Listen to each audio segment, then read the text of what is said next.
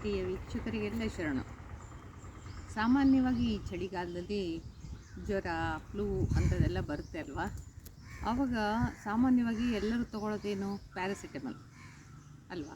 Paracetamol, ಡೋಲು ಹಾಗೆ ಹೀಗೆ ಅಂತ ಎಲ್ಲ ಮಾತ್ರೆಗಳು ತೊಗೊಂಡು ಕಿಡ್ನಿ ಹಾಳು ಮಾಡ್ಕೊಂಡು ಹೋಗಬೇಡಿ.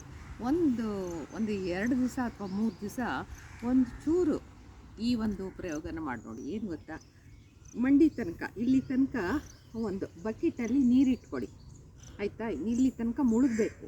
ಆ ಥರ ಒಂದು ದೊಡ್ಡ ಬಕೆಟಲ್ಲಿ ನೀರಿಟ್ಕೊಳ್ಳಿ, ಬಿಸಿ ನೀರು, ನಿಮ್ಮ ಕಾಲು ತಡೆಯುವಷ್ಟು ಬಿಸಿ ನೀರಲ್ಲಿ ಕಾಲನ್ನು ಅಜ್ಜಿಬಿಟ್ಟು ತಲೆಯ ಮೇಲೆ ಒಂದು ನ್ಯಾಪ್ಕಿನನ್ನು ಹಾಕ್ಕೊಂಡು ಸುಮ್ಮನೆ ಕೂತ್ಕೊಳ್ಳಿ, ಗೊತ್ತಾಯ್ತಾ. ಆ ಒಂದು ಕಾಲಿನ ಕಾವಿಗೆ ನಿಮ್ಮ ಮೈ ಬೆವರಬೇಕು, ಸ್ವೆಟ್ ಆಗಬೇಕು ನಿಮ್ಮ ಮೈ.